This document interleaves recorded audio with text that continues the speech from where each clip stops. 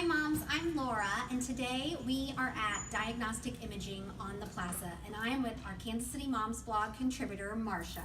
Hi. And she is being super brave, and she's gonna have her very first mammogram on camera. So we are trying to take the fear and kind of show everyone that it's so not scary, and she's going to walk us through the process of getting a mammogram for the first time. So tell us a little bit about you and how you're feeling. I'm nervous. I've heard that it hurts a whole lot, so I'm not really excited about that. But I've put it off for a long time, and I probably really need to do it. 36, I got a little nervous that it should be done by now. So I was really excited for the opportunity to come in and do this. So Diagnostic Imaging has 7 locations around the metro with mammography, plus their mobile unit, and they do walk-in appointments and same-day results. So, and if insurance is a problem, they have the Komen grant that will help get you covered. So as we get into October for Breast Cancer Awareness Month, we want all of you moms to go out and get those boobies checked and watch Marcia, and that way you're not scared. All right, Marcia, I'm Ruth Ann. I'll be doing your mammogram today. Okay. I'll explain what we're going to do once we get in the room. I just wanted to go over the history sheet with you first. Okay. So this is your first one, Yes. and you're not having any problems. No. Okay, that's no problems good. at all. So we call that a screening. If you Okay. were to have a lump, any discharge, any problems at all, that would be a diagnostic. Okay. We'd need an order from your doctor, and a lot of times they also do an ultrasound after that, depending on what kind of symptoms you're having. Okay. But with a screening, it's just 4 pictures. You'll be in and out in about 10 minutes. Okay. All right. Here it says family history. So your mother had breast cancer. Yes. Okay. And we also ask your race and if you've had breast cancer or female cancer, if you're on hormones. And one of the big ones is when your first period started. A lot of people say, I don't know, but it really makes a difference in the risk of breast cancer. So we use what's called a Gale model. Okay. And with all these answers, it puts it in a formula and it comes up with your lifetime risk of breast cancer. Okay. So the doctor will dictate that as well as the density of your breast. So you'll know if you have dense or fatty breast or something in between. Okay. The 3D comes in handy too. Since this is your first one and you're young, we have really dense breasts when they're young. Okay. And then as we age, it gets replaced with fat. So the 3D helps because we don't want that tissue density on top of each other. Okay. This does slices so they can see, and if there's cancer hiding in that dense tissue, there's a much higher chance that we'll catch that with the 3D. Okay. That makes sense. And you've had no surgeries, so looks like that's all we need. Awesome. This gown opens to the front. Okay. Just shirt and bra come off. You can leave your necklace on, everything else, and then just leave everything in here. Open the door when you're ready for me. Okay. Thank you. Yep. 4 pictures all together. Okay. I'm gonna start with your right breast. I'll just bring you forward. The compression will come down. Okay. And then I'll turn the machine. We get the muscle underneath your arm as well as the breast. We just like to get back against the chest wall on both of those. So Okay. then we'll do the same on the left. Okay. Reach your left arm right on that lighted handle. Oh, hello. Just a Oh, bit. you're fine. Turn forward. Okay. You're gonna feel this raise up underneath of you. Okay. You're gonna lean you in. Oh, wow. Yeah. And relax Yeah, the you are. shoulder down. And then I'm gonna go back there and take the picture a little bit over before you know it. Okay. Okay, we'll stop right there.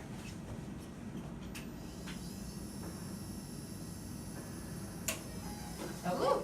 What'd you think? That was fine. Okay, good. Go ahead and relax back. Leave that arm Oh, out. leave it out. Okay. And this is gonna turn. Wow.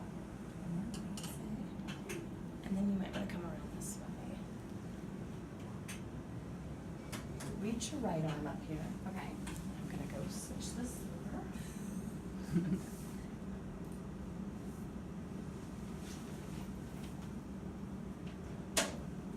Okay, I'll lean you all the way in. Relax that shoulder. So this one, the doctors like to see that muscle underneath your arm, just so we can show all that tissue. Okay. Tip your chin up. A little bit more if you can, kind of go out the side. Perfect. Just like photography studio. Right.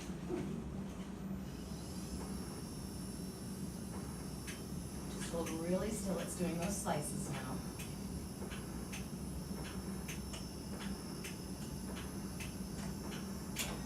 Great. Let's cover this side up. Okay. Then we'll do the same thing on the other side.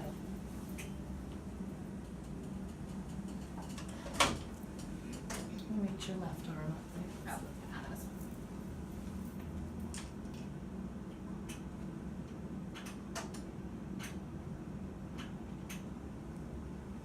Okay, lift and lean in. Just go real soft in that shoulder. It hurts less if you loosen up that way. Yeah. Your muscles aren't super tight.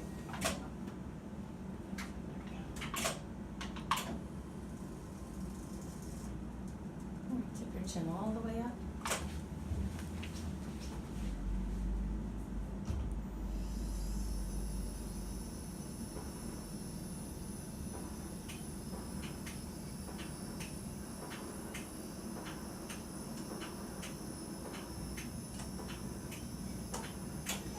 All right.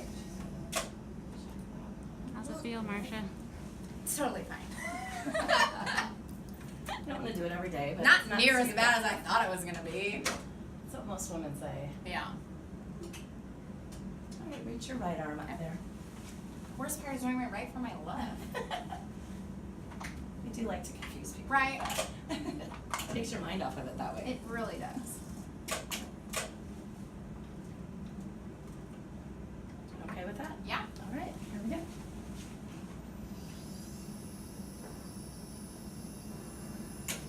All right. Get you covered back up. Okay. Thank you. Yeah, you're welcome. Yay. All right. All done. Let's get to it. Hi guys. I just had my very first mammogram. I have been putting this off. I'm 36. I've been putting this off for a really long time because my mom had breast cancer and I just assumed that I would rather not know. But they convinced me to come in today, and so I got to use the really cool 3D machine. And I just got done. It took less than 5 minutes.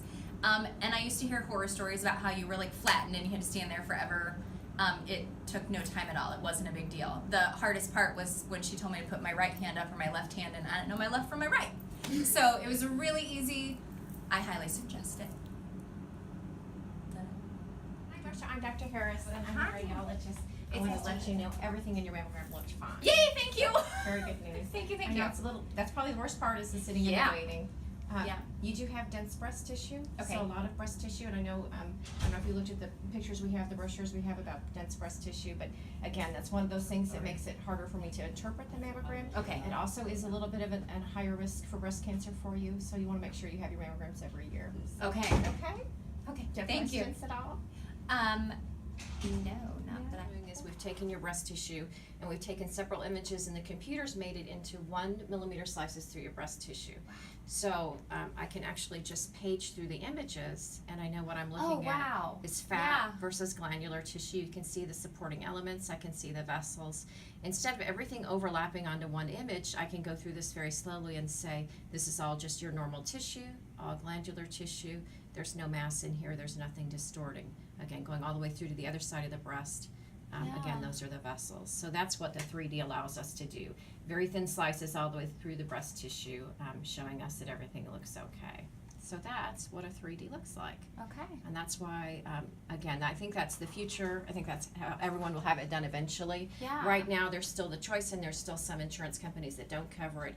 Again, the nice thing for us is starting in January in Kansas and Missouri, it will be covered. So if you have insurance, so. Okay. Okay. So then when I come back in for like my next one, then Mhm. you'll compare Mhm. the next one to You this bet. one and then look You for any changes. okay. Absolutely. And that comparison is real helpful. So if you have had a previous mammogram, we'll ask you to bring those or make sure we have those when we do your study. Okay. That makes our interpretation of it more accurate. So that's a really important point. So again, if you've had breast imaging, make sure your radiologist knows that and knows where to get those images. Okay. That's real helpful.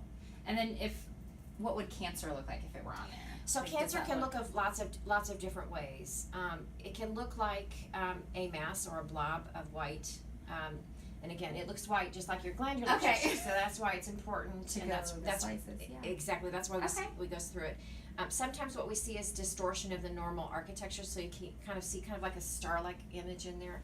Okay. And then the other way that cancer can present are with little tiny calcifications in the breast tissue. Those are like little fine pieces of sand that'll project on there. And again, that's why being able to make these larger, magnifying the images, all of those are really important. Looking for those really tiny things, which I don't see any of those in you. Okay, Okay. thank you. All right. We have some viewer submitted questions that we're gonna ask the doctor right now. So what kind of mammogram do you think is best? What would you recommend? So there's several ways of doing a mammogram, and there's, the big distinction now is between a 2D mammogram and a 3D mammogram.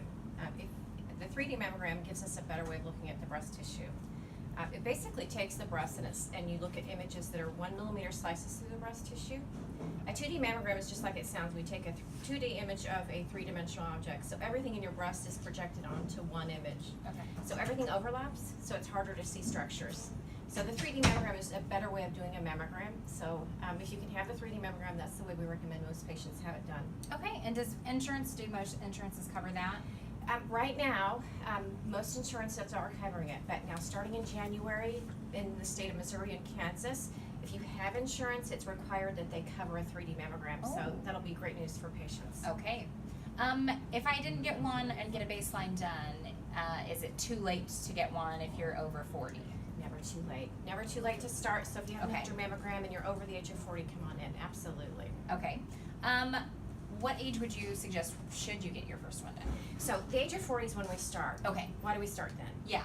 The age of 40 is kind of when the risk of breast cancer starts to go up for a woman. So the biggest risk factors for breast cancer are being female and getting older. So at the age of 40, that's when that rate of cancer starts to increase. So that's why we always say start at the age of 40. There's conflicting things out and from different societies. Like the American Cancer Society has one set of recommendations. There's a task force that said you shouldn't have to start until you're 50. But the bottom line is, if you look at the data, we save the most lives from breast cancer if you start having your mammograms at the age of 40 and have them every year. That's where we save the most lives from breast cancer. So I think that's when women should start. Now, say you have a family history. If you have a family history, you may want to get a mammogram earlier, just like you did. Yeah. So again, if you have a family history, talk with your doctor, see if they want to do a mammogram before the age of 40.